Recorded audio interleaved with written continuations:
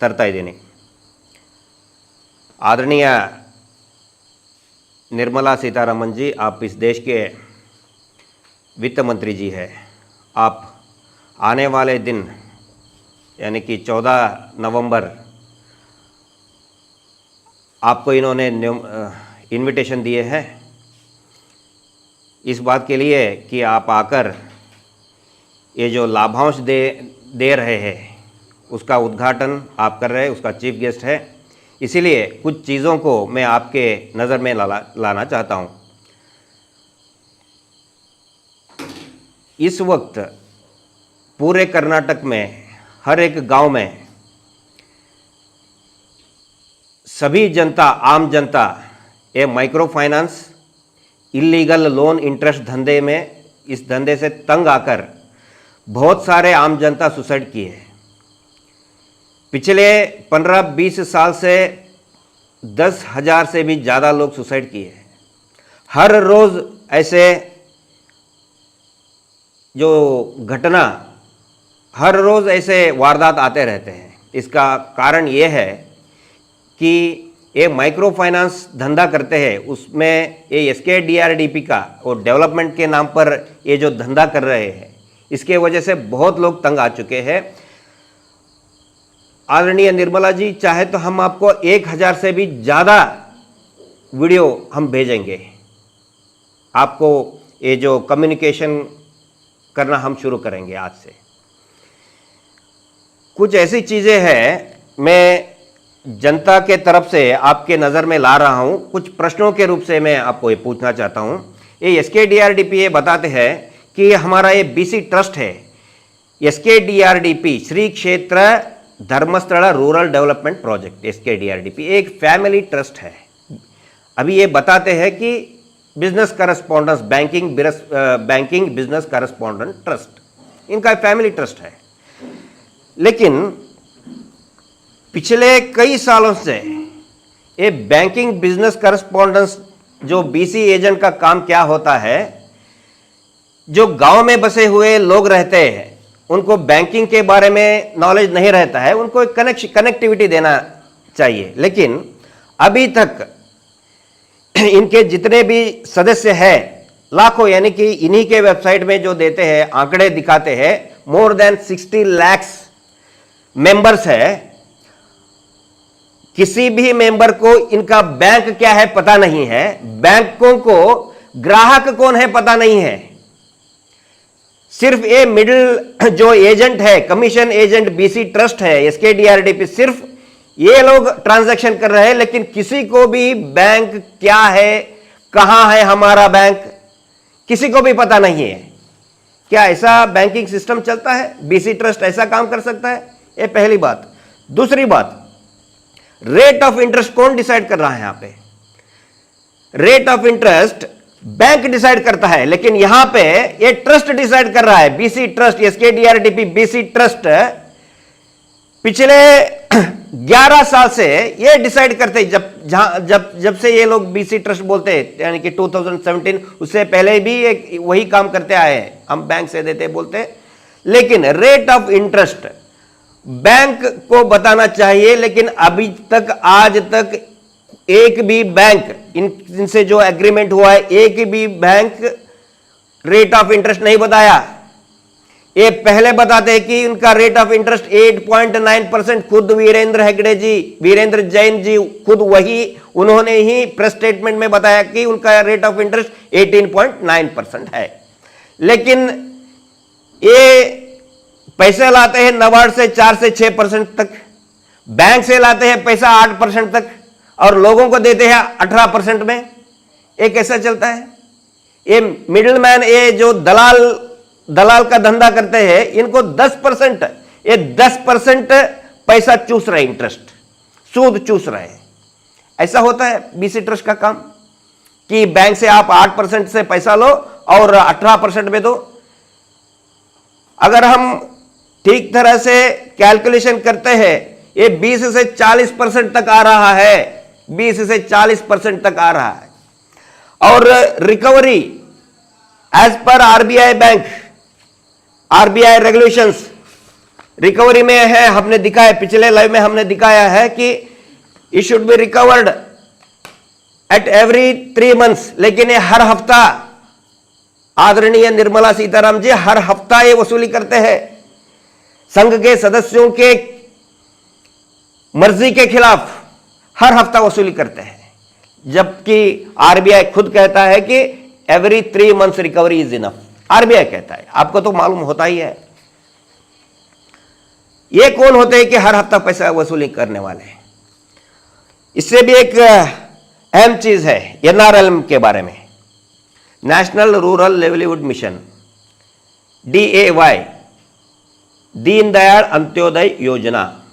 पंडित दीनदयाल जी जो भारतीय जनसंघ के संस्थापक थे और भारतीय जनता पक्ष जो उनके ये दीन दलितों के तरफ जो कामना थी, कंसर्न थी, उसके वजह से उन्होंने अंत्योदय शुरू किया।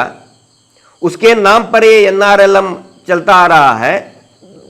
कहीं देश के कई राज्यों में अलग अलग नाम से उसको बुलाया जाता है, लेकिन इन लोगों ने क्या किया है, ये एनआरएलएम जितने भी, मैं आपको आंकड़े दिखा सकता हूं, ये एनआरएलएम के वेबसाइट आपको भी पता रहता ही है, आपके जो पर्सनल पीए जो पर्सनल सेक्रेटरी उनको भी पता रहता है। ये जो जितने भी संगठन है ये सब एनआरएलएम में, एनआरएलएम वेबसाइट में इन्होंने एंट्री किया है, लेकिन एक भी सदस्य को, एक भी संघ को पता नहीं है कि वो संघ एनआरएलएम में एंट्री है।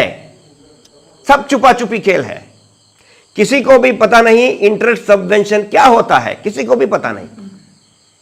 आरबीआई खुद कहता है, एग्जाम्पल देके पैरा यहां के अनेक्शर में उन्होंने कहा है, आरबीआई में बहुत अच्छी तरह से आरबीआई गाइडलाइंस है, कितना इंटरेस्ट होना चाहिए, कैसा कैलकुलेशन करना चाहिए, वो सब है। हमने पिछली बार लाइव में भी हमने दिखाया है। जो भी प्रॉम्प्ट तरीके से सूद देते हैं, हर 3 महीने में इंटरेस्ट सबवेंशन होता है, लेकिन किसी को भी इंटरेस्ट सबवेंशन इन्होंने पिछले 12 साल से नहीं दिया। सब एसकेडीआरडीपी फैमिली ट्रस्ट में जमा होता है, सब खाते हैं। किसी भी एक सदस्य को, मोर देन 60 लाख इनके सदस्य है, किसी को भी एनआरएलएम सबवेंशन क्या है, इंटरेस्ट सबवेंशन क्या है, किसी को भी पता नहीं है। छुपा छुपी खेल है।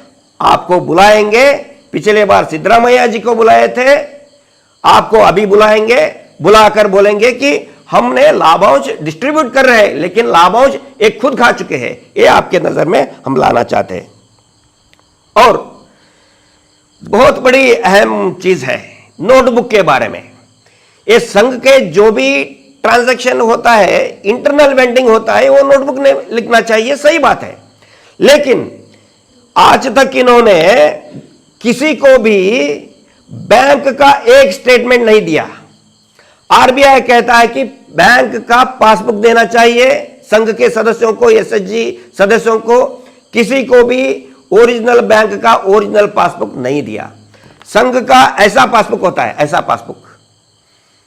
ये दूसरा संघ है, दूसरा एसएचजी है, धर्मस्थल का नहीं है। ऐसे धर्मस्थल के अलावा, एसकेडीआरडीपी के अलावा बहुत सारे संघ है, ऐसा मॉडल ये होता है। लेकिन ये क्या करते हैं, एक नोटबुक देते हैं, ऐसा नोटबुक देते हैं। इस नोटबुक के अंदर ये वीरेंद्र हेगड़े जी, उनका परिवार का फोटो होता है और भगवान मंजुनाथ जी का फोटो रहता है। उसको आगे रखकर ये हर हफ्ता पैसा वसूली करते आ रहे हैं। आप वित्त मंत्री है, जनता के तरफ से मैं पूछना चाहता हूं, अगर मैं आईटी रिटर्न फाइल में करना चाहूंगा तो क्या ये नोटबुक में दिखा सकता हूं क्या? निर्मला सीताराम जी आप बताइए। सब लोग पूछ रहे, कर्नाटक के 60 लाख से भी ज्यादा लोग पूछ रहे हैं, अगर उनको आईटी फाइल करना है तो क्या ये नोटबुक चलेगा? नोटबुक के आंकड़े चलेंगे? मैं इसीलिए पूछ रहा हूं कि ये लोग आज तक एक भी बैंक का स्टेटमेंट दे रहे हैं, किसी को भी नहीं दिए। हम जब भी पूछते हैं तो ऐसा देते हैं, ये पकोड़ा खाने के लायक है, पकोड़ा भेलपुरी खाने के लायक, ना किसी का सील है ना किसी का सिग्नेचर है, ऐसा बकवास स्टेटमेंट देते हैं। एसकेडीआरडीपी का ये स्टेटमेंट है। क्या इससे या इस नोटबुक से, निर्मला सीताराम जी आप बताइए क्या आईटी रिटर्न फाइल हो सकता है नोटबुक में लिखा हुआ? बहुत सारे किसान, बहुत सारे व्यापारी ऐसा है, उनको आईटी फाइल करना पड़ता है। किसी को भी इन्होंने प्रॉपर पासबुक, बैंक स्टेटमेंट आज तक नहीं दिया। क्या ये घोटाला नहीं है? और एलआईसी बॉन्ड, एलआईसी बॉन्ड अगर कोई अस्पताल में दाखिल होता है, सब लोगों को ये क्या कहते हैं, हम श्योरिटी देते हैं आपके तरफ से, लेकिन as per RBI rules, bank guidelines, surety नहीं चाहिए ऐसे ग्रुप को। लेकिन ये बोलते हैं कि आपको एलआईसी कराना जरूरी है, पीआर के बॉन्ड जरूरी है। लेकिन ये पीआर के बॉन्ड का, एलआईसी का पैसा वसूली करते हर साल 10,000, 12,000, 15,000 वसूली करते हैं, लेकिन किसी को भी ओरिजिनल बॉन्ड नहीं दिए। अगर कोई भी अस्पताल में पड़ा रहेगा तो अकाउंटेंट डिपार्टमेंट में, अस्पताल के काउंटर में जाकर, क्या ये नोटबुक काम चलेगा उधर? क्या कोई भी मुझे बता सकता है ये नोटबुक काम चलेगा उधर? एक भी ठीक तरह से ये लोग इसका हिसाब नहीं देते, ना बैंक स्टेटमेंट, ना पासबुक। और एक चीज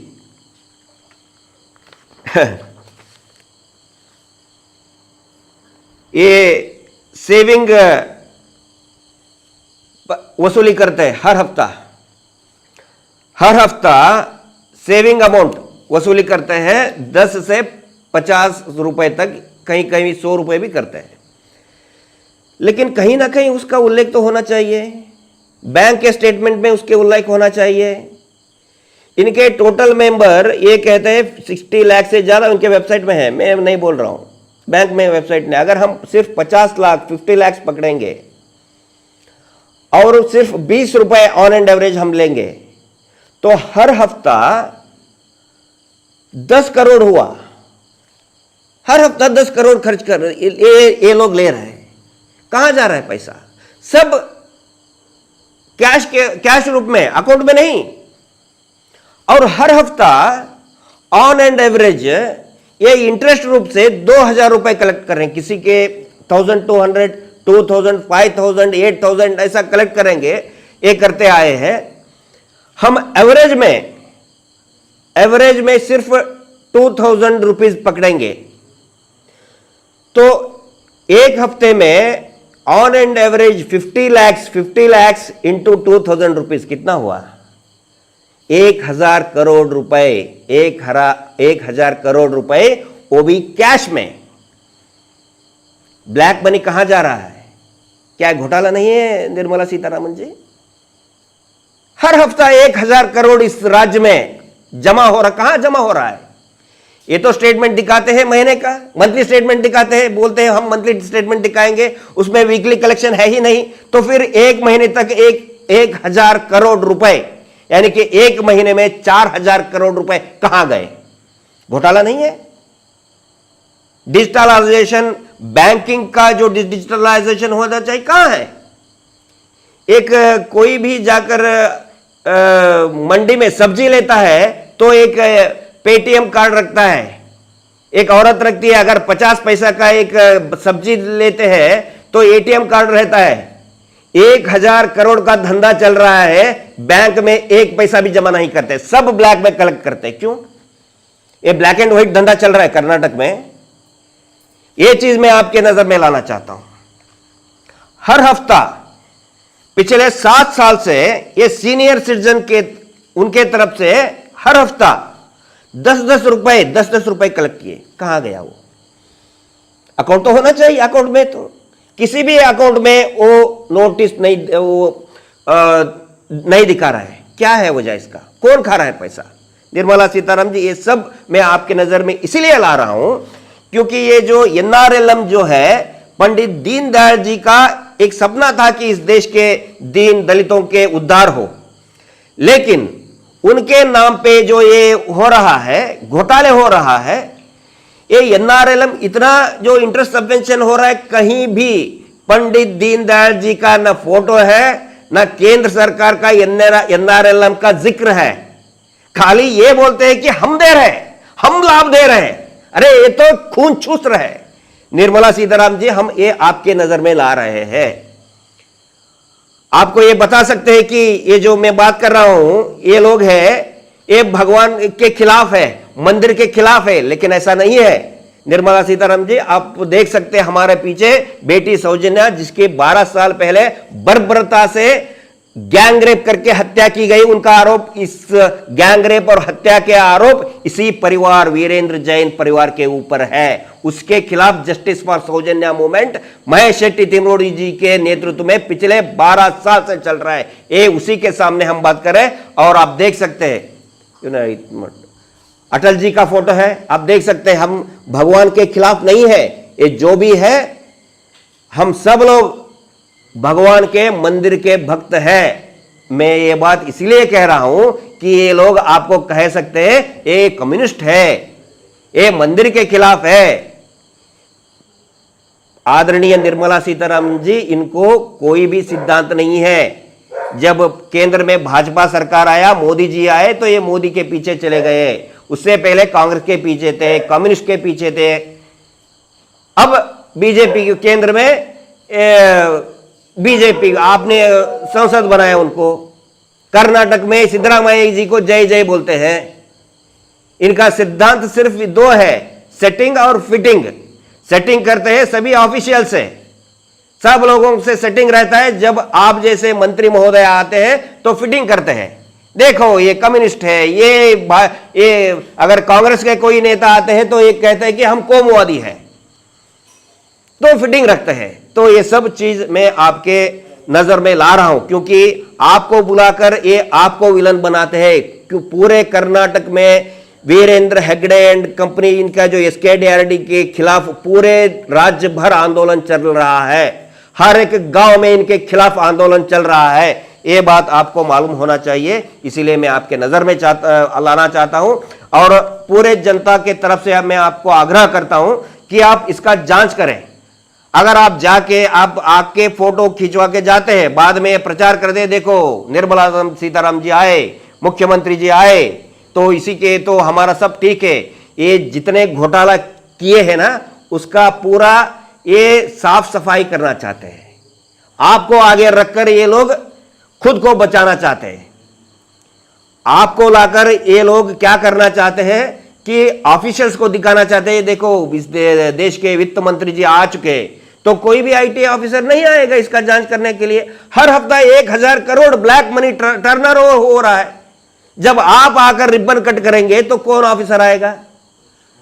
तो ये सब चीज आपको पता होना चाहिए। और आने वाले दिनों में सब लोग आपको चिट्ठी लिखने वाले हैं, तो ईमेल के जरिए, ट्विटर के जरिए, सोशल मीडिया के जरिए हम आपको आग्रह करेंगे कि इसका ठीक तरह से जांच हो। नमस्कार निर्मला सीतारामन जी। ಎಲ್ಲರಿಗೂ ಇಷ್ಟೊತ್ತಿನವರೆಗೆ ಮಾನ್ಯ ನಮ್ಮ ಈ ರಾಷ್ಟ್ರದ ಆರ್ಥಿಕ ಸಚಿವಿಗೆ ಅವರಿಗೆ ಒಂದು ವಿನಂತಿಯನ್ನು ಮಾಡಿಕೊಂಡಿದ್ದೇನೆ ಜನತೆಯ ಪರವಾಗಿ। ತಾವು ಕೂಡ ನಿರ್ಮಲಾ ಸೀತಾರಾಮನ್ ಜಿ ಅವರಿಗೆ ಒಂದು ಆಗ್ರಹವನ್ನು ಮಾಡೋದಕ್ಕೆ ಪ್ರಾರಂಭ ಮಾಡಿ। ಯಾಕಂದರೆ NRLM ಮತ್ತು ಈ ಮೈಕ್ರೋ ಫೈನಾನ್ಸ್ ಹಗರಣ ಏನಿದೆ, ಈ ದೇಶ ಕಂಡಂತಹ ಅತಿ ದೊಡ್ಡ ಹಗರಣ ಇದು, ಅತಿ ದೊಡ್ಡ ಸ್ಕ್ಯಾಂಡಲ್ ಇದು। ಪ್ರತಿ ಹಳ್ಳಿಗಳಲ್ಲಿ ಇವತ್ತು ಜನ ಜಾಗೃತರಾಗ್ತಾ ಇದ್ದಾರೆ। ನಮ್ಮ ಸೌಜನ್ಯ ಹೋರಾಟದಿಂದ ಏನು ನಮ್ಮ ಮಹೇಶ್ ಶೆಟ್ಟಿ ತಿಮರೋಡಿ ಅವರು ಇಡೀ ಈ ಸೌಜನ್ಯ ಹೋರಾಟವನ್ನು ಕೈಗೆತ್ತಿಕೊಂಡ ಮೇಲೆ ಇಡೀ ಪ್ರತಿ ಜನಗಳಲ್ಲಿ ಇದರ ಒಂದು ಜನಜಾಗೃತಿ ಪ್ರಾರಂಭ ಆಗಿದೆ। ಹೀಗಾಗಿ ಇದರ ಬಗ್ಗೆ ತಾವೆಲ್ಲರೂ ಕೂಡ ಜಾಗೃತ ವಹಿಸಬೇಕು। ಈ ಏನು NRLM ಈಗ ಲಾಭಾಂಶ 24ನೇ ತಾರೀಕಿಗೆ ಫೈನಾನ್ಸ್ ಮಿನಿಸ್ಟರ್ ಅವರಿಗೆ ಮತ್ತು ದಿನೇಶ್ ಗುಂಡೂರಾವ್ ಅವರಿಗೆ ಕರೆಸ್ತಾ ಇದ್ದಾರೆ, ಅಂದರೆ ಡಿಸ್ಟ್ರಿಕ್ಟ್ ಮಿನಿಸ್ಟ್ರು ಅಂತ। ಆನಂತರ MP ಗಳಿಗೆ MLAಗಳಿಗೆ ಕರೆಸಿ ಜನಗಳಿಗೆ, ಅಂದರೆ ಸಂಘದ ಸದಸ್ಯರಿಗೆ ಅವ್ರದೇ ದುಡ್ಡಲ್ಲಿ ಕರೆಸಿ, ಅವ್ರದೇ ದುಡ್ಡಲ್ಲಿ ಊಟ ಹಾಕಿ, ಕೊನೆಗೆ ಒಂದಿಷ್ಟು ಚಿಲ್ಲರೆ ಬಲ್ಲರೆ ಒಂದಿಷ್ಟು ದುಡ್ಡು ಕೊಟ್ಟು ಕರೆಸಿ ದೊಡ್ಡದಾಗಿ ಇಡೀ ರಾಜ್ಯದಲ್ಲಿ ಒಂದು ಪ್ರಚಾರವನ್ನು ಮಾಡಿ ಎಲ್ಲರ ಕಿವಿಯಲ್ಲಿ ಹೂ ಇಟ್ಟು ಹೋಗ್ಬಿಡ್ತಾರೆ। ಇದು ಈಗಲ್ಲ, 2021ರಲ್ಲಿಯೂ ಕೂಡ ಕೊಟ್ಟಿದ್ದರು, ಲಾಭಾಂಶ ಕೊಡ್ತೀವಿ ಅಂಥೇಳಿ। 2017ರಲ್ಲಿ ಸಿದ್ದರಾಮಯ್ಯನವ್ರಿಗೆ ಕರೆಸಿದಾಗ ಲಾಭಾಂಶ ಎಷ್ಟು ಕೊಟ್ಟಿದ್ರು ಗೊತ್ತಾ? 30 ರೂಪಾಯಿ ಕೊಟ್ಟಿದ್ದರು, ಒಬ್ಬರಿಗೆ 90 ರೂಪಾಯಿ ಕೊಟ್ಟಿದ್ದರು, ಇನ್ನು ಕೆಲವು ಜನಕ್ಕೆ 190 ರೂಪಾಯಿ ಕೊಟ್ಟಿದ್ದರು। ಬಹಳ ಅಂದರೆ 4,000 5,000 ಒಬ್ಬರು ಇಬ್ಬರಿಗೆ ಕೊಟ್ಟಿದ್ರು. ಯಾಕಂದರೆ ಅವ್ರ ಪೆನ್ನು ಪೇಪರ್ ಇತ್ತು ಅವ್ರ ಕೈಯಲ್ಲಿ, ಅಂಥವ್ರಿಗೆ ಕೊಟ್ಟರು. ಈಗ 14ನೇ ತಾರೀಕಿಗೆ ಕೊಡ್ತಾ ಇದ್ದಾರೆ.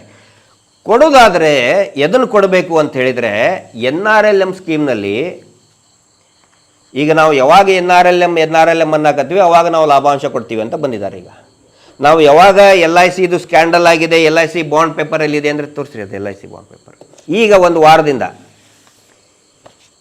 ಒಂದು ವಾರದಿಂದ LICನ ತೋರಿಸ್ತಾ ಇದ್ದಾರೆ LIC ಬಾಂಡ್ ಅತಿ ದೊಡ್ಡ, ಇದು ಕೂಡ ಭಾಳ ದೊಡ್ಡ ಹಗರಣ ಇದೆ. ಇದನ್ನು ನಾವು ಹೇಳಿದ್ದೀವಿ, ಸವಿವರವಾಗಿ ಹೇಳ್ತೀವಿ. ನಮ್ಮ ಜಯಂತ್ ಟಿ ಅವರು ಮತ್ತು ಸಂಚಾರಿ ಸಂತೋಷ್ ಅವರು, ರವೀಂದ್ರ ಶೆಟ್ಟಿ ಅವರು ಎಲ್ಲರೂ ಕೂಡ ಹೇಳ್ತಾನೆ ಬಂದಿದ್ದಾರೆ. ಇನ್ನು ಮೇಲೇನು ಕೂಡ ನಾವು ಹೇಳ್ತೀವಿ. ಈಗ ಒಂದು ವಾರದಿಂದ ಕೊಡ್ತಾ ಇದ್ದಾರೆ ಇದನ್ನ, ಅಂದರೆ ಡಿಸ್ಪ್ಲೇ ಆಗ್ತಾ ಇದೆ. ಇಷ್ಟಿದ್ದುವರೆಗೂ ಕಳೆದ 25 ವರ್ಷದಿಂದ ಯಾರಿಗೂ ಕೂಡ ಒರಿಜಿನಲ್ ಬಾಂಡ್ ತೋರಿಸಿದ್ದಿಲ್ಲ, ಈಗ ತೋರಿಸ್ತಾ ಇದ್ದಾರೆ. NRLM ಸ್ಕೀಮ್ ಈಗ ಲಾಭಾಂಶ ಅಂತಾರಲ್ಲ, ದಯವಿಟ್ಟು ತಾವು ಪ್ರತಿ ಊರಿನಲ್ಲಿಯೂ ಕೂಡ ಕೇಳಿ. ನೀವು ಲಾಭಾಂಶ ಅಂತ ಈಗ ಪ್ರಚಾರ ಮಾಡ್ತಾರಲ್ಲ, ಲಾಭಾಂಶ ಅಂದರೆ ಏನು ಅಂತ ಹೇಳಿದರೆ, NRLM ಸ್ಕೀಮ್ನಲ್ಲಿ ನಿಮ್ಮ ಎಲ್ಲ ಸಂಘಗಳು, ಆಲ್ಮೋಸ್ಟ್ 80% ಸಂಘಗಳನ್ನು LRM ಸ್ಕೀಮ್ನಲ್ಲಿ ಎಂಟ್ರಿ ಮಾಡಿಬಿಟ್ಟಿದ್ದಾರೆ, ಹೌದಾ? ಹೀಗಾಗಿ NRLMನಲ್ಲಿ ಏನು ಎಂಟ್ರಿ ಮಾಡಿದ್ದಾರೆ, ಅದರ ರೇಟ್ ಆಫ್ ಇಂಟ್ರೆಸ್ಟ್ ಬರೀ 7% ಮಾತ್ರ. ನಾನು ಹೇಳೋದಲ್ಲ, RBI ಹೇಳಿದೆ. ನಾನು ಅದರ ಪ್ರತಿನೂ ಕೂಡ ಲಾಸ್ಟ್ ಟೈಮ್ ತೋರಿಸಿದ್ದೀನಿ, ಈಗಲೂ ಕೂಡ ನಮ್ಮ ಹತ್ರ ಇದೆ. ಕರೆಕ್ಟಾಗಿ ಯಾರು ಪಾವತಿ ಮಾಡ್ತಾರೆ, ಮರುಪಾವತಿ, ಸಾಲ ಮರುಪಾವತಿ ಕರೆಕ್ಟಾಗಿ ಅಂದರೆ ಯಾವಾಗ? ಪ್ರತಿ 3 ತಿಂಗಳಿಗೆ, ವಾರ ಅಲ್ಲ, ವಾರ ಯಾರು ಹೇಳಿಲ್ಲ, ಇವರು ಮಾಡ್ಕೊಳ್ತಾರೆ. ಇವ್ರು ಬಡ್ಡಿ ದಂಧೆಗೋಸ್ಕರ ಇವರು ಇಂಟರ್ನಲ್ ಬಡ್ಡಿ ಬೆಳೀಲಿ ಅಂತ ಮಾಡ್ತಾ ಇದ್ದಾರೆ. ಪ್ರತಿ 3 ತಿಂಗಳಿಗೆ ಕರೆಕ್ಟಾಗಿ ಕಟ್ಟಿದವ್ರಿಗೆ ಇಂಟ್ರೆಸ್ಟ್ ಸಬ್ವೆನ್ಷನ್, ಬಡ್ಡಿ ಸಹಾಯಧನ, NRLM ಅಂತ ಹೇಳಿದರೆ ಕೇಂದ್ರ ಸರ್ಕಾರದ ಯೋಜನೆ, ಅವರೇ ನಿಮಗೆ ಕೊಟ್ಟು ಬಿಡ್ತಾರೆ. ಹಾಗಿದ್ರೆ ಎಷ್ಟು ಉಳಿತು ಅಂದರೆ 3% ಕಟ್ಟಾಗುತ್ತೆ. ನಿಮಗೆ ಕೊಡೋದೆಷ್ಟು? 4-5% ಮಾತ್ರ. ಉಳಿದಿದ್ದು ನೀವು ಕಟ್ಟಿರೋದೆಷ್ಟು? ಅವಾಗಿಂತ 18%, 20%. ಈಗ ಅದನ್ನು ಕಟ್ ಮಾಡ್ಕೊಳ್ಳಿ, ಪೂರ್ತಿ ನಿಮ್ಮ ವ್ಯಾಪ್ತಿಯಲ್ಲಿ ಬರಬೇಕದು. ಈ ಬರೀ ನೋಟ್ಬುಕ್ ತೋರಿಸಿದ್ರಲ್ಲ, ಇಲ್ಲ ಐತೆ ನೋಡಿಲ್ಲ ನೋಟ್ಬುಕ್, ಈ ನೋಟ್ಬುಕ್ ತೋರಿಸಿದ್ರಲ್ಲ, ನಿರ್ಣಯ ಪುಸ್ತಕ ಇದರಲ್ಲಿ ಏನು ಸ್ಟಾರ್ಟಿಂಗ್ ಅವ್ರದ್ದು ಫೋಟೋ ಹಾಕಿ, ಇದು ಅಲ್ಲ, ಈ ನಿರ್ಣಯ ಪುಸ್ತಕ ಅಲ್ಲ ನಮಗೆ ಬೇಕಾಗಿರೋದು. ನೋಟ್ಬುಕ್ಕಲ್ಲಿ ಇದೆ ಅವ್ರದ್ದು ಫೋಟೋ, ಮಂಜುನಾಥ ಸ್ವಾಮಿ ಫೋಟೋ ಇಟ್ಟು ಆಯಿತು. ಮಂಜುನಾಥ ಸ್ವಾಮಿ ದುಡ್ಡು, ಮಂಜುನಾಥ ಸ್ವಾಮಿ. ಒಂದು ತಿಳ್ಕೊಳ್ಳಿ, ಅತಿ ದೊಡ್ಡ ಸುಳ್ಳು ಅಂತ ಹೇಳಿದರೆ ಮಂಜುನಾಥ ಸ್ವಾಮಿ ದುಡ್ಡು ಅಂತ ಹೇಳಿ ಏನು ಮಾಡಿದ್ರಲ್ಲಿ ನಿಮಗೆ ಹೆದರಿಸಿದಾರಲ್ಲ, ಅದು ಇವರು ಮಾಡಿದಂತಹ ಅತಿ ದೊಡ್ಡ ಸ್ಕ್ಯಾಂಡಲ್, ಅತಿ ದೊಡ್ಡ ಹಗರಣ, ಅತಿ ದೊಡ್ಡ ಸುಳ್ಳು. ಹಾಂ, NRLM ನಿಂತರ ಈಗೇನು ಇವರು ಲಾಭಾಂಶ ಕೊಡ್ತೀವಿ ಅಂತ ಇದ್ದಾರೆ. ಎಲ್ಲಾದರೂ NRLM ಅಂತ ಹೆಸರು ಹೇಳಿದ್ದಾರೆ ನಿಮಗೆ? ಇಲ್ಲ. ಅಲ್ಲಿ ಈಗ ದುಡ್ಡು ಕಟ್ಟ್ರಿ ಅಂಥೇಳಿ ಯಾರು ಬರ್ತಾ ಇದ್ದಾರೆ? ಪಂಚಾಯತಿ ಲೀಡರ್ಗಳನ್ನ ಕರೆಸ್ತಾ ಇದ್ದಾರೆ. ನಾನು ಪಂಚಾಯತಿ ಲೀಡರ್ಗಳಿಗೆ ಗೊತ್ತಾಗಲಿ ಅಂತ ನಾನು ಹೇಳ್ತಾ ಇದ್ದೀನಿ, NRLMಕ್ಕೆ ರಾಜ್ಯದಲ್ಲಿ ಒಂದು ಸ್ಟೇಟ್, ಈಗ NRM ಅಂದರೆ ನ್ಯಾಷನಲ್, ಅದಕ್ಕೆ ಸ್ಟೇಟ್ ಲೆವೆಲ್ಗೂ ಕೂಡ ಒಂದು ಬಾಡಿ ಮಾಡಿದ್ದಾರೆ.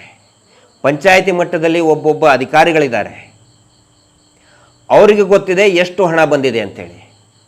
ಪಂಚಾಯತಿ ಮುಖಾಂತರ ಬರಬೇಕದು. ಪಂಚಾಯತಿ ಮುಖಂಡರಿಗೂ ಕೂಡ ಗೊತ್ತಿಲ್ಲ, ಮೋಶಕ್ಕೆ ಗೊತ್ತಿದ್ದರೂ ಇರ್ಬೋದು ಕೆಲವೊಬ್ಬರಿಗೆ. ಅಷ್ಟು ಇಷ್ಟು ಕೊಟ್ಟು ಸುಮ್ಮನೆ ಅವ್ರಿಗಿಷ್ಟು ದುಡ್ಡು ಕೊಟ್ಟು ಬಾಯಿ ಮುಚ್ಚಿಸ್ತಾ ಇದ್ದಾರೆ.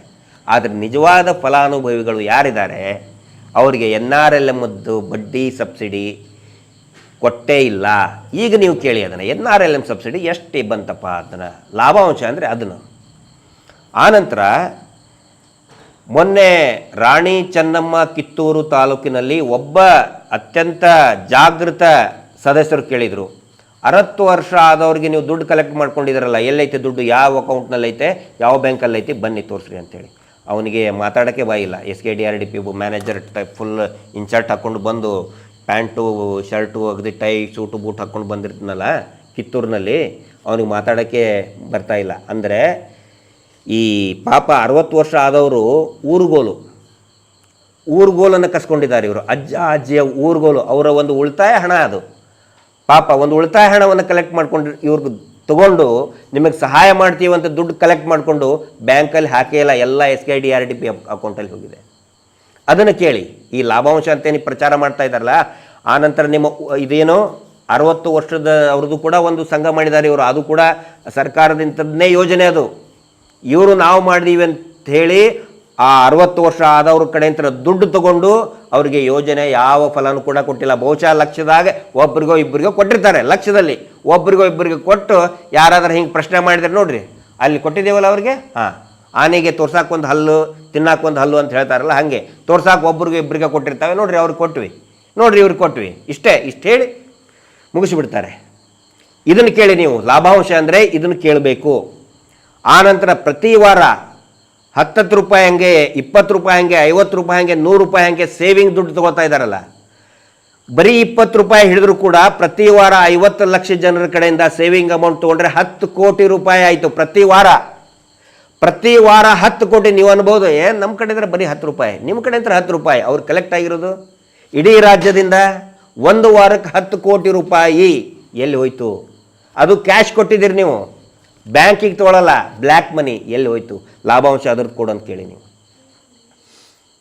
ಒಂದು NRLM ಮದ್ದು, ಇನ್ನೊಂದು ಸೇವಿಂಗ್ ಅಮೌಂಟದ್ದು ಕೊಡು ಅಂತ ಹೇಳಿ. ಈಗ ಇವ್ರು ಏನು ಮಾಡ್ತಾರೆ, 14ನೇ ತಾರೀಕಿಗೆ ಒಂದು ನಿರ್ಮಲಾ ಸೀತಾರಾಮನ್ ಅವರು ಬಂದರು, ದಿನೇಶ್ ಗುಂಡೂರಾವ್ ಅವರು ಬಂದರು, ದೊಡ್ಡದು ಇಡೀ ದಿನ. ಬೇಕಾದ್ರೆ ಟಿ ವಿ ಚಾನಲ್ನವ್ರು ಎಲ್ಲ ಪ್ರಚಾರ ಮಾಡ್ತಾರೆ. ನಾವು ಹೇಳಿದ್ದೆ ಆ ಟಿ ವಿ ಚಾನಲ್ನವರು ಪ್ರಚಾರ ಮಾಡೋದಿಲ್ಲ. ನಮಗೇನು ಆಧಾರ ಯೂಟ್ಯೂಬು ಫೇಸ್ಬುಕ್ಕು ಇಷ್ಟೇ, ನೀವೇ ನಮಗೆ. ಯಾಕಂದರೆ ನಾವು ಹೇಳಿದ್ದು ಯಾರು ಪ್ರಚಾರ ಮಾಡೋದಿಲ್ಲ. ಜನರ ಜಾಗೃತಿ ಆಗಲಿ ಅಂಥೇಳಿ ನಾವು ಈ ಒಂದು ಸಾಮಾಜಿಕ ಜಾಲತಾಣಗಳ ಮುಖಾಂತರ ಜನಜಾಗೃತಿ ಪ್ರತಿ ಹಳ್ಳಿಗೂ ತಲುಪಿಸುವಂಥ ಪ್ರಯತ್ನವನ್ನು ನಾವು ಮಾಡ್ತಾ ಇದ್ದೀವಿ. ಸ್ನೇಹಿತರೆ, ಇದು ಲಾಭಾಂಶದ ಇದೇನು ಗಿಮಿಕ್ ಆಡ್ತಾ ಇದ್ದಾರೆ, ಲಾಭಾಂಶ ಅನ್ನುವಂಥ ಒಂದು ಸುಳ್ಳು ಪ್ರಚಾರ ಮಾಡ್ತಾ ಇದ್ದಾರೆ. ಅದ್ರ ಬಗ್ಗೆ ತಾವು ಜಾಗೃತರಾಗ್ರಿ. ಮತ್ತು ಪ್ರತಿದಿನ ಈಗೇನು ನಿಮ್ಮ ಗ್ರಾಮದಲ್ಲಿ ಬಂದಿರ್ತಾರಲ್ಲ SKDRDP, ನಾವು ಅವ್ರ ವಿರುದ್ಧ ಆ ಸಿಬ್ಬಂದಿಗಳ ವಿರುದ್ಧ ಮಾತಾಡ್ತಾ ಇಲ್ಲ. ಯಾಕಂತ ಹೇಳಿದರೆ ಇಲ್ಲಿ ನಾನು ಪ್ರಸ್ತಾಪ ಮಾಡಲೇಬೇಕು. ಮೊನ್ನೆ ದೀಪಾವಳಿ ಹಬ್ಬಕ್ಕೆ ಯಾರು ಪರ್ಮನೆಂಟ್ ಇವರು ಎಂಪ್ಲಾಯ್ ಇದ್ದಾರೆ ಅವರಿಗೆ 10,000, 20,000, 30,000 ತನಕ ಬೋನಸ್ ಕೊಟ್ಟರು. ಆದರೆ ಪರ್ಮನೆಂಟ್ ಇರೋರು ಬರೀ 10% ಸಿಬ್ಬಂದಿ ಮಾತ್ರ. 90% ಸೇವಾ ಪ್ರತಿನಿಧಿಗಳೇನಿದಾರಲ್ಲ, ಜನಗಳ ಕಡೆ ಅಂತ ಬೈಗಳ ತಿನ್ನೋರು ನೀವು. ನಾನು SKDRDP ಸೇವಾ ಪ್ರತಿನಿಧಿಗಳ ಪರವಾಗಿ ನಾನು ಮಾತಾಡ್ತಾ ಇದ್ದೀನಿ. ಜನಗಳ ಕಡೆಯಿಂದ ಶಾಪ ಹಾಕಿಸ್ಕೊಳ್ತಾ ಇರೋರು ಸೇವಾ ಪ್ರತಿನಿಧಿಗಳು, ಜನಗಳ ಕಡೆಯಿಂದ ಬೈಗಳ ತಿಂತವ್ರು ಸೇವಾ ಪ್ರತಿನಿಧಿಗಳು. ಅವ್ರಿಗೆ ಬರೀ 150 ರೂಪಾಯಿ ಕೊಟ್ಟಿದ್ದಾರೆ ಪಾಪ, ಬರೀ 150 ರೂಪಾಯಿ ಅವರಿಗೆ. ಆನಂತರ ದಿನಗೂಲಿ ನೌಕರರ ವೇತನವನ್ನು ಅದರ ಪ್ರಕಾರ, ಆ್ಯಕ್ಟ್ ಪ್ರಕಾರ, ಆ ಕಾನೂನಿನ ಪ್ರಕಾರ ಅವ್ರಿಗೆ ಸಂಬಳನೇ ಸಿಗ್ತಾ ಇಲ್ಲ. ಪರ್ಮನೆಂಟ್ SKDRDP ಇವ್ರು ಹೇಳ್ತಾರೆ 50,000, 60,000 ಎಂಪ್ಲಾಯ್, ಬರೀ 10% ಮಾತ್ರ ಪರ್ಮನೆಂಟ್ ಇರೋರು. ಅವ್ರಿಗೆ ಮಾತ್ರ 10,000, 20,000, 30,000 ಬೋನಸ್. ಉಳಿದವರು ಹೋರಾಟಗಾರರ ಕಡೆಯಿಂದ, ಜನರ ಕಡೆಯಿಂದ ಬಯಸ್ಕೊಳ್ತಾ ಇರೋರು ಟೆಂಪ್ರವರಿ ಸೇವಾ ಪ್ರತಿನಿಧಿಗಳು. ಪಾಪ ಜೈಲಿಗೆ ಮೊನ್ನೆ ಹೋಗಿದ್ರು ಕೂಡ, ಹೋದವರು ಕೂಡ ಮಳವಳ್ಳಿಯಲ್ಲಿ, ಅವರು ಕೂಡ ಟೆಂಪ್ರವರಿ. ನಮಗೇನು ಖುಷಿ ಆಗಲ್ಲ. ಯಾರಾದರೂ ಒಬ್ಬರು SKDRDP ಸೇವಾ ಪ್ರತಿನಿಧಿಗಳ ಮೇಲೆ FIR ಆದರೆ ನಮಗೆ ಖುಷಿ ಆಗಲ್ಲ. ನಮ್ಗೆ FIR ಮಾಡಿಸ್ಬೇಕಾಗಿರೋದು ವೀರೇಂದ್ರ ಹೆಗ್ಗಡೆ ಆ್ಯಂಡ್ ಫ್ಯಾಮಿಲಿ ಅವರು ಟ್ರಸ್ಟ್ ಮೇಲೆ FIR ಮಾಡಿಸ್ಬೇಕಂತ ನಾವು ಹೋರಾಟ ಮಾಡ್ತಾ ಇದ್ದೀವಿ. ಸಿಬ್ಬಂದಿಗಳ ಸಲುವಾಗಿ ನಾವು ಅವ್ರ ವಿರುದ್ಧ ನಾವು ಹೋರಾಟ ಮಾಡ್ತಾ ಇಲ್ಲ. ಹೊಟ್ಟೆಪಾಡಿಗೋಸ್ಕರ ಮಹೇಶ್ ಶೆಟ್ಟಿ ತಿಮ್ಮರೋಡಿ ಅವರು ಕೂಡ ಅವ್ರ ಜೊತೆಗೆ ಚರ್ಚೆ ಮಾಡಬೇಕಾದ್ರೆ, ನಮ್ಮ ರವೀಂದ್ರ ಶೆಟ್ಟರ್ ಇರ್ಬೋದು, ಮತ್ತು ಜಯಂತ್ರು, ಸಂಚಾರ ಸ್ಟುಡಿಯೋ ಎಲ್ಲರೂ ನಾವು ಮಾತಾಡ್ಬೇಕಾದ್ರೆ ಇದೇ ನಿರ್ಧಾರ ತಗೊಂಡಿದ್ದು. SKDRDP ಮೆಂಬರ್ಗಳ ಏನು ಅಲ್ಲಿ ಸೇವಾ ಪ್ರತಿನಿಧಿಗಳಿದಾರಲ್ಲ ಅವ್ರ ವಿರುದ್ಧ, ಅವರ ಎಂಪ್ಲಾಯಿಗಳ ವಿರುದ್ಧ ನಾವು ಅಲ್ಲ. ಆದರೆ ಇವ್ರು ಏನು ಮಾಡ್ತಾ ಇದ್ದಾರೆ, ಬರೀ ಪ್ರತಿಯೊಂದನ್ನು ಅವ್ರ ಫ್ಯಾಮಿಲಿ ಟ್ರಸ್ಟಿಗೆ ಈಗ ಮೊನ್ನೆ ಹೊಸದಾಗಿ ಈಗ ಮಾತಾಡೋಕ್ಕೆ ಸ್ಟಾರ್ಟ್ ಮಾಡಿದ್ದಾರೆ. ಪೂಜ್ಯರಿಗೆ ಇದರದ್ದು ಅವಶ್ಯಕತೆನೇ ಇಲ್ಲ, ಏನು ಸಂಘಗಳ ಅವಶ್ಯಕತೆನೇ ಇಲ್ಲ. ಅವಶ್ಯಕತೆ ಇರೋದು ಸಂಘ ಏನು SKDRDP ಸೇವಾ ಪ್ರತಿನಿಧಿಗಳಿಗೆ ಬೇಕಾಗಿತ್ತಂತ ಹೇಳಿದರೆ ಬೈರಿ ಮಹೇಶ್ ಶೆಟ್ಟಿ ತಿಮ್ಮರೋಡಿಗೆ, ಬೈರಿ ಗಿರೀಶ್ ಮಟ್ಟಣ್ಣ ಅವರಿಗೆ, ಬೈರಿ ಸಂಚಾರಿ ಸಂತೋಷ್ಗೆ, ಬೈರಿ ರವೀಂದ್ರ ಶೆಟ್ಟಿಗೆ, ಬೈರಿ ಯಾರು ನಮ್ಮ ಜಯಂತ್ರಿಗೆ. ಅವ್ರಿಗೆ ಬೈಬೇಕಂತೆ, ಬೈದರೆ ಮಾತ್ರ ಸಂಘ ಇವ್ರದ್ದು ಸಂಘಟನೆ SKDRDP ಉಳಿತದಂತ ಹೇಳ್ತಾ ಇದ್ದಾರೆ. ಇವೆಲ್ಲ ತಮ್ಮ ಗಮನಕ್ಕಿರಲಿ. ಕೊನೆಯದಾಗಿ ಒಂದು ಮುಖ್ಯವಾದಂಥ ವಿಷಯ, ಒಂದು ಬೆಳವಣಿಗೆ ನಡೆದಿದೆ, ತಮ್ಮ ಗಮನಕ್ಕೆ ತರ್ತಾ ಇದ್ದೀನಿ. ಕಳೆದ ಒಂದು ವಾರದಲ್ಲಿ ದಾವಣಗೆರೆಯಲ್ಲಿನೂ ಕೂಡ ಕೆಲವೊಬ್ಬರು ಕೇಳ್ತಾ ಇದ್ದಾರೆ, ಏನಾಯಿತು ನೀವು ನಮಗೆ ಎಷ್ಟು ರೇಟ್ ಆಫ್ ಇಂಟ್ರೆಸ್ಟ್ ಕೇಳಿದರೆ ಅವ್ರಿಗೆ ಮಾತಾಡೋಕ್ಕೆ ಬಾಯಿಲ್ಲ. ಪ್ರತಿ ಸಾರಿ ಏನು ಮಾಡ್ತಾರೆ ಇವ್ರು, ಒಂದು 10 ಜನ ಹೆಣ್ಮಕ್ಳನ್ನ ತಂದು ಬಿಟ್ಬಿಡ್ತಾರೆ. 10 ಜನ ಹೆಣ್ಮಕ್ಳು ಬಯಕ್ಕೆ ಸ್ಟಾರ್ಟ್ ಮಾಡಿಬಿಡ್ತಾರೆ. ಯಾರಾದರೂ ಪಾಪ ಸಂಘದವ್ರು ಕೇಳಿದರೆ ಹೆಣ್ಮಕ್ಳು ಬಯಕ್ಕೆ ಸ್ಟಾರ್ಟ್ ಮಾಡಿಬಿಡ್ತಾರೆ. ಜಾಸ್ತಿ ಮಾತಾಡಿದರೆ ನೋಡಿರಿ ನಾವು ಹೆಣ್ಮಕ್ಳು ನಮಗೆ ಹಂಗಂದ್ರು ಹಿಂಗಂದ್ರು ಅಂತ ಅದೊಂದು ಟೆಕ್ನಿಕ್ ಹುಡ್ಕೊಂಡಿದ್ದಾರೆ. ಸ್ನೇಹಿತರೆ, ಹೊಳಲು ಅನ್ನುವಂತಹ ಗ್ರಾಮ, ಅದರ ಹತ್ರ ದೊಂಬರಳ್ಳಿ ಅಂತ ಗ್ರಾಮ, ಮೈಲಾರ ಪಂಚಾಯಿತಿ, ವಿಜಯನಗರ ಜಿಲ್ಲೆ ಹಿರೇಹಡಗಲಿ. ಅಲ್ಲಿ ಏನು ಮಾಡ್ತಾರೆ, ಭಾಳ ಇಂಟ್ರೆಸ್ಟಿಂಗ್ ಇದೆ ಕೇಳಿ.